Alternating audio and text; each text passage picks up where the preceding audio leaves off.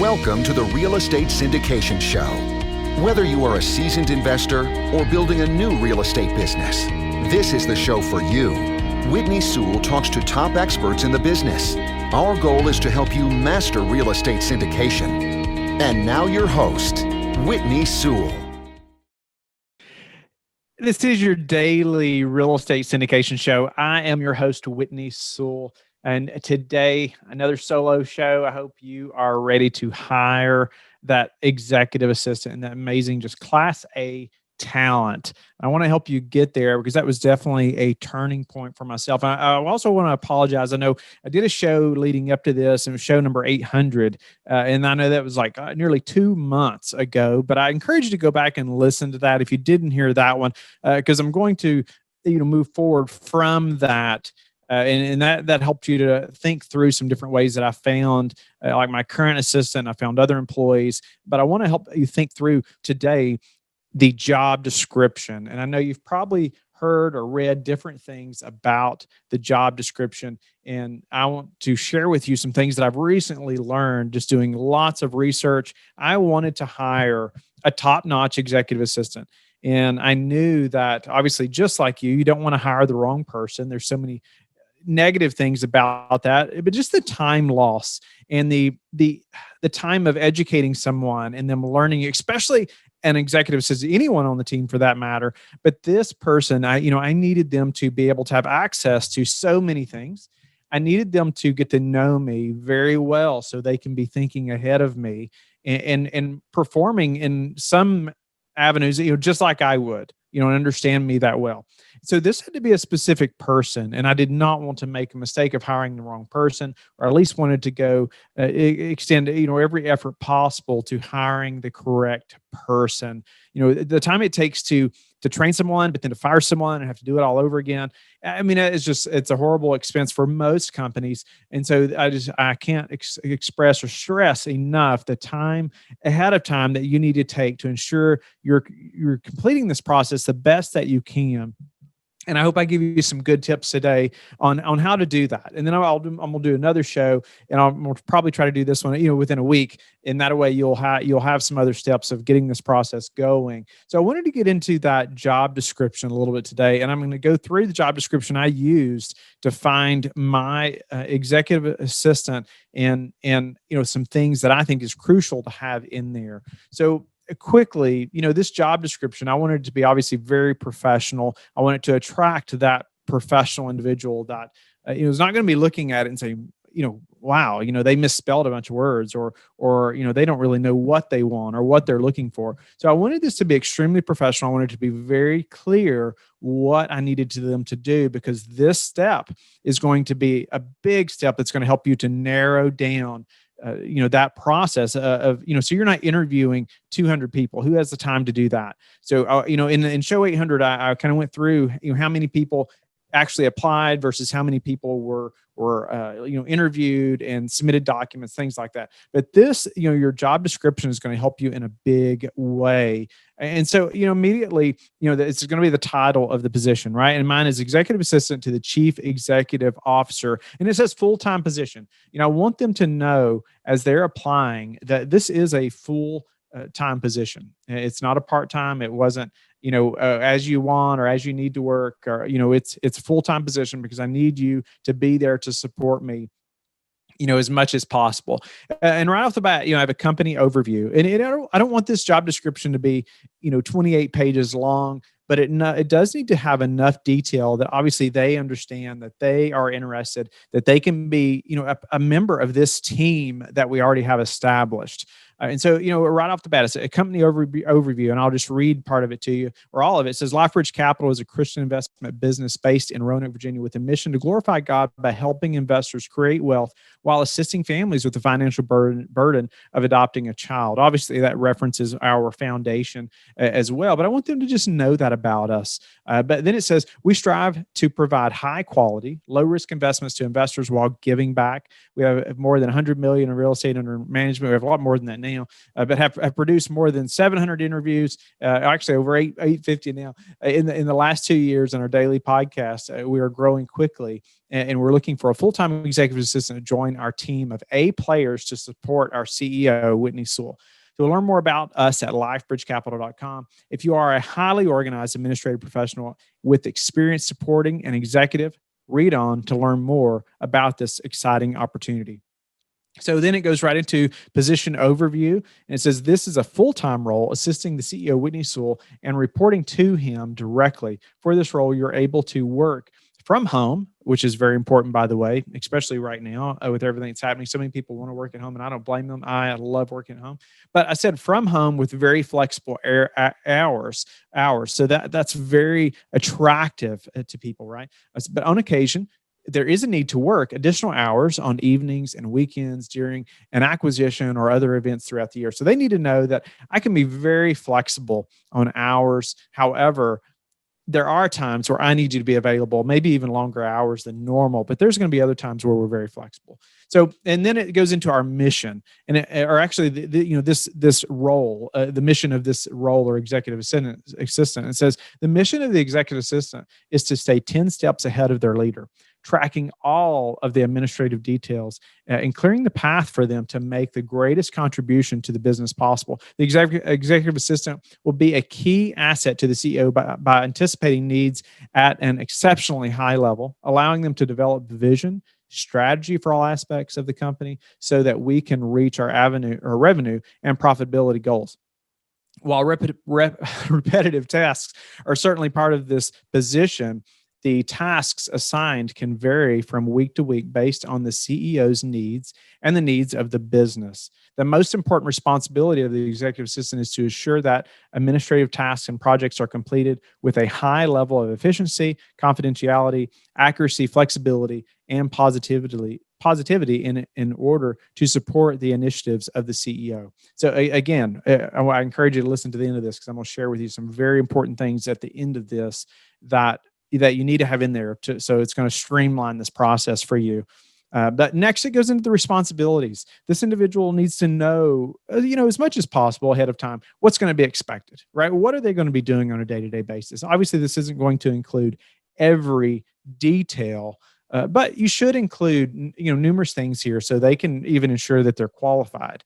It says responsibilities, and it says the executive assistant will have the following primary responsibilities: email management on behalf of the CEO, meeting management, including preparing agendas, printing reports, taking notes, and distributing action items, communicating on the CEO's behalf, both internally, externally, running errands and attending meetings weekly, complex calendar management and scheduling, both personally and professionally on behalf of the CEO, varying personal and professional administrative tasks, including but not limited to booking appointments, research projects, coordinating travel, and ordering gifts, flowers, etc., light project management and account payable duties, weekly reporting to the team CEO. So that's what I listed on there. But think through, what do you spend the most of your time on? What can you hand off to someone? Your business model may be different than mine.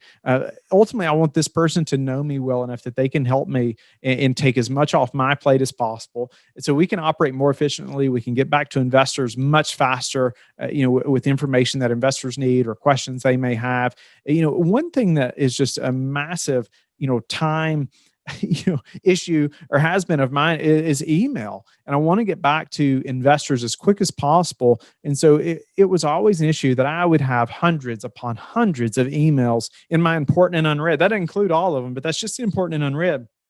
And I would have to set aside hours, to make sure that I am getting through that to get back to investors and different people on our team. That's very important. So, that was something that was very important to me. And it seems so, that's, it's not a very big task. It is a big task, but for a couple reasons. One, it's important to get back to these people as fast as possible. And two, it just eliminates stress for me when I know that that's done. Right. So now we have different email management techniques that my assistant and I are using. So I ensure that, my inbox is like 20 or less per day. And then I set aside a little time to go through it, and she takes care of the rest. She knows what to do. And as we move along, that gets better and better and better as she figures out, who these people are, or how I might respond, or things that I want to read, I need to know versus things that I don't have to look at. We get people all the time that will email me and ask to be on the show. Well, I don't necessarily need to see that email, right? She can pretty much qualify, if that person can be a good guest or not. And then she knows who to send that to on our team that manages, our podcast and the booking side, of the podcast. So like meeting management, including preparing agendas, printing reports, taking notes, things like that. She may be on a call where I'm on a Zoom call or just a phone call with someone else that I may potentially partner with or just do some type of business with.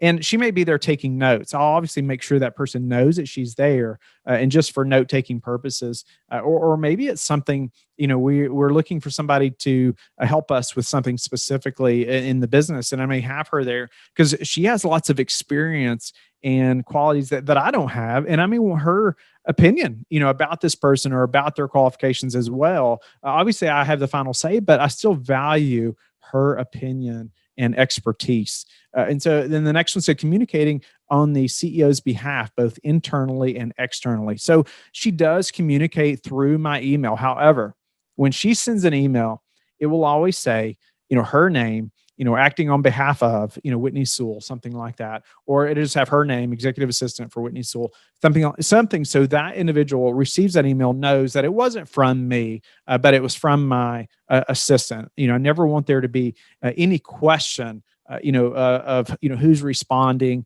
or that there's I'm trying to have somebody else respond on my behalf. I am, but I want them to know that this is so we can provide the best service and getting back to them as quick as possible. If it's from an investor or anybody, anything that I need to answer like that, and then I'm going to be the one to answer that. Just making that clear, and I would encourage you to do that as well.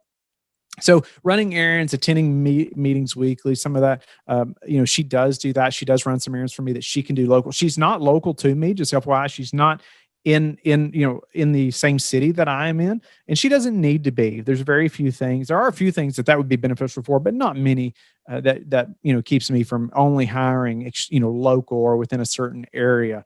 She can be anywhere. I care much more about first her character and her ability and her drive, before above her being just in the same town as me.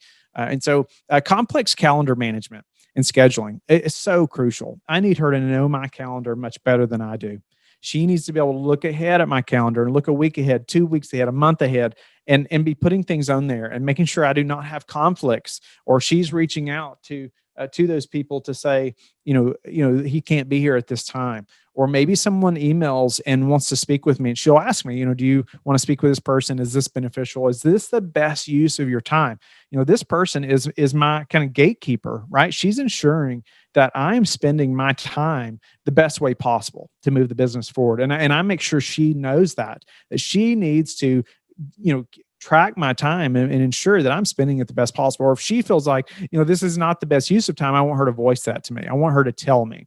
Okay. So you want to give them the reins a little bit to do that, to help you think through that. Because there's oftentimes you're spending time on things that someone else can be doing. And you got to kind of open your mind a little bit to that so you can be just more productive. So then I said varying personal and professional administrative tasks, including, but not limited to, booking appointments, obviously research projects, coordinating. And it even said ordering gifts and flowers. There's times I've sent gifts to people and she will just take care of that. I may give her an idea and say, hey, go research this. I need to send a gift to this person, and she'll just find it. And I'll say, okay, that's great. Or no, why don't we try this? And she has a debit card, for our business account, and she can handle that. She can handle it from there. I don't have to think about that anymore. I've said it before. I use Voxer. We use a walkie-talkie app called Voxer, and I may even Voxer her a message to write in a thank you card or, somewhere to that individual and say, hey, this is what I want to say, and then send this gift. So that way it's done. If I have to wait till I have time to find that gift, it may not get done, or it may be a month later or 2 weeks later. And I want it to be very prompt. And so she helps me to do that. So like project management, of course, weekly reporting, there's things like that on a weekly basis. We do meet, we have a scheduled weekly meeting. It's like an hour. Sometimes it can be 2 hours where we're going on over specific things that we're working on to move the business forward. And so she is very helpful in that. As I'm thinking of things through the week, I'm just vox her and say, hey, add this to our list, or we need to be working on this. And then, she helps me to get that ball rolling and start putting those pieces together in the background while I'm working on something else. So I cannot stress that enough. So that's just the responsibilities. I just went in a little more in depth there. And then next, I list out proficiencies. And I won't read, all the details of each one of them, but just a few of the titles here. I said attention to detail. So important. A quality communication, high level of discretion, a team player, anticipating needs, affinity for technology. So, a few things there. Obviously, attention to details at the top of that list. And this job description is going to help you determine if they have a great attention to detail or not. And I'm going to tell you how that happens in just a minute. But, even the affinity for technology. So that's the last thing. But they need to be savvy with technology and not intimidated by learning new technology, or they're really going to hold you back. If you're not using technology right now, you're operating at such a slower pace than most other people. And so you have to be willing to get into technology. There's things that my assistant knows about technology that I'll probably never know. And that's the way I want it. I want to learn those things too. I'm not afraid of learning, however, or intimidated. I know I can learn it, but it's her job. I need her to be able to jump in there and just learn to be proficient with specific things. I don't have time to maybe use that piece of technology, but I need to know that it's working for us, or I have people on the team like her and others that are proficient in that. Just like our CRM or Zoom or just the Google Suite and Asana. There's lots of things, just Microsoft Office as well. Do they understand how to use Microsoft Word and Excel, things like that, or even QuickBooks if you use that. There's lots of things, especially your CRM, but lots of software that's so important. So the next thing and the last thing, one of the most important things of this whole job description is at the bottom. It says application instructions. So I want you to think about this. Application instructions. If they haven't got to this part, which they probably will, they'll scroll down and probably skip a lot of what you already said, but they need to pay attention here in great detail. So right off the bat, it says to apply, please submit the following via email to, and I have our, an email address. It's a separate email address than mine. It's a specific place that we created within the business for people to apply to work with us. Okay. But this is where you send it. Okay. And then there's 5 things listed. The top one, it says prospective candidate questionnaire. And that is something that I briefly talked about in show 800. And I'm going to do a whole nother show just about this document. And hopefully in a week, you'll hear this next show where I'm talking about this document because it's so important. And so I put it on the drive, and it's in a Word document form. They can download it, right here. Actually, create a hyperlink here so they can click on this and download this form, right? And that does a few things. That document is quite long, very extensive. I'm going to go over it in another show. But I encourage you to listen to that show so you can think through this. And if you go through the book Top Grading, you're going to learn a lot about this and even a lot more detail. And I didn't use everything in Top Grading, but I learned a lot. And it did help me to hire a Class A assistant. But that prospective candidate questionnaire is so important. And even the fact that it's a link and they have to download it, it just is another kind of wall or barrier to entry, right? Are they tech savvy? Can they? Because there's so many, believe it or not, that couldn't download it. And so many that could. So I knew it worked. Okay. I knew it worked. If everybody, if tons of people had said they couldn't download it, then that's one thing. But so many would email and say, it couldn't get it to download. How do I do this? Things like that. While many, others just sent it right back and completed. So, but how that document is completed is going to be so important. And I'll go over that, like I said, later. Number 2 is a cover letter and PDF of your resume. Notice, just say cover letter, and then it says PDF of your resume. So as they're sending these things in, did they send it in PDF form? Or did they send it in Word form? Did they send it in something else? You will get everything all over the place. But there's one more thing that shows you if they paid attention or not. You could put it in any kind of form you want. But, think about ways that you can put some things in there so you can tell if they're really paying attention. And number 3 says, tell us how you heard about this position. And it's as simple as, did they tell us? How did, we want to know how they heard about it, but ultimately, did they read this? Can they follow these simple instructions?